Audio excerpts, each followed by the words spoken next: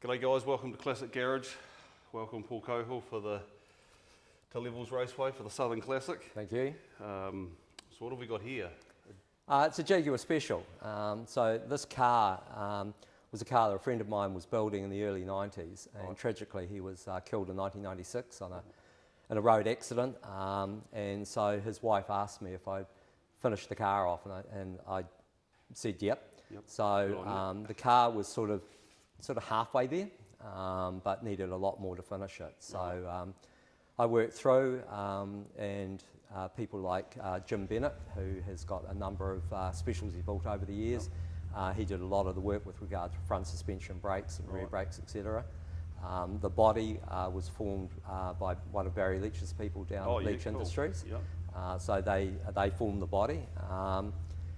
The car finally got it completed in 1999, so it took a while.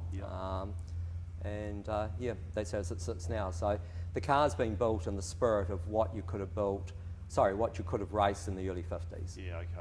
So it runs four-wheel drum brakes with Alpha fronts on it, and rears for cooling, not that it generates that much heat. And it runs a 3.4 Jaguar motor, which is triple carbed with the Webers. It runs a Moss gearbox, which the gear changes between your legs. I was just looking at that. So it doesn't have a remote, which a lot of the cars, probably mid 50s and on, had a remote that was off to the side. This is actually gear lever over this side. And the nature of the car is that the drive shaft comes right through the middle, so you sit high. Whereas the mid 50s or later, they had drive shafts down the side, so you could sit a lot lower in them. It's a very sort of basic build, as they did, in that very early period of 1950s. There's quite a few cars of this shape still getting raced too in this country. There was a car which was an HWM that Russell Gill owned, and the chassis was the first of the ones that they did. They actually built 6 replicas of them. So the car is in that style of an HWM of 1952, which was a Formula 2 car. But the HWM that Russell raced actually was fitted with a Jaguar motor in it. So that's where this is with the Jag motor.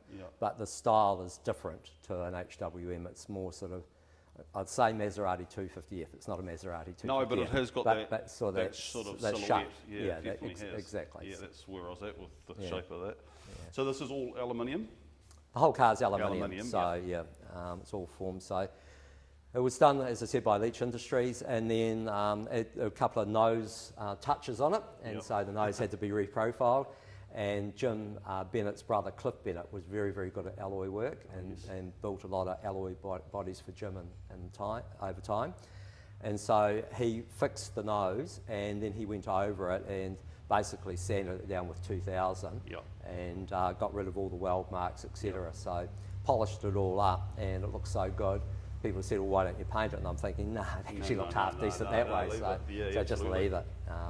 It shows the workmanship. It takes a fair bit of skill to get an aluminium car. That's right, to form the car and that. Absolutely. So, can we whip the engine cover off? Sure can. Look under there. Yep.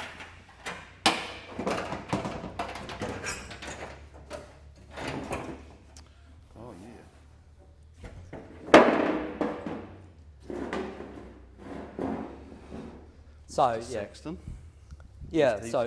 Bruce has been involved with it. It's the head was, the motor was originally done by Brian Middlemas in Queenstown, and the motor was built for jet boat racing way back in the early 80s, and it was built for a 3-hour endurance jet boat racing.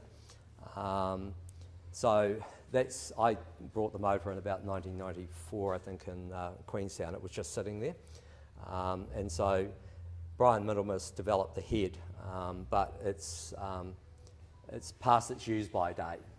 So Bruce has done some work on it. He salvaged the head for me this time last year, and at the moment we're sort of running with a bit of hope that it'll actually stay that way. As he said, there's probably, if there were 10 things that could be wrong with the head, it's got all 10 of them. So, hell. So All the manifold and everything was fabricated up by Brian. Because it was a jet boat, the exhaust system actually went the other way because it fed out the back the way they had it. Yeah. So yeah, essentially it was... a bit of work in that exhaust system, just quietly. Yeah, there is. Yeah, definitely is. So that was built by a friend in Dunedin, Malcolm from Magoo's in Dunedin. Yeah, cool. Did a great job. So. Yeah, no, that's some hours in that, I would suspect. Yeah. So, you know, very simple car. If you look at the front, it's like a 1952 common commercial front end, and it's just grafted into the tubes. Racket And front. so suspension, uprights, all that are just straight, common commercial. And then the Elfin drums there, they were cast in Dunedin, and Ralph Smith, who raced the Lycoming, his engineering shop, they actually did all the machine work on them. Speed holes in here. That was actually my friend Barry at that stage, because it had the front cross member in it. Didn't have the brakes at that stage, but it did that. And he was very much into lightweighting it. Yeah, and I'm not sure why, because the whole car weighs 818 kilograms without is that me in right? it. So it's a Gee, very heavy car. Yeah, I'd have thought that was heavier than that. Yeah, so 818 kg. kgs, yeah. So what sort of horsepower do you think you're squeezing out of that? It's difficult. Brian, there was some engine dyno type figures, and they had it at 283 horsepower at 5,200 revs. Yeah.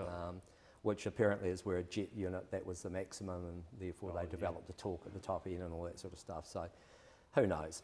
I mean, it goes okay. I was going to say, it would whip along all right, though, Yeah, it goes surely. okay, so yeah. Oh, good. So what class are you running in this weekend? So running with the vintage and historic class. Oh, yeah, cool. So a real mix of cars, Yep. which is great, from probably late 40s right through to the mid-60s. Yeah, right. So selection of single-seaters, sports cars, latest 23s, etc. Oh, yeah, cool. Yeah, cool. Yeah, good selection. Yeah, no, that'll be good. Oh, well, I'm going to catch up and put the old camera on your car. Okay. And we'll join this video together with the in-car stuff. Oh, okay. So I'll come and see you over the weekend and put a camera on. Okay. And see if you can give us some best commentary. Yeah, don't know about that, but anyway, No, very nice. good. Appreciate your time. Thank you, Okay. mate. Yeah, Good thanks work. very much. Nice one. Thank you. Okay, cheers. Thank you.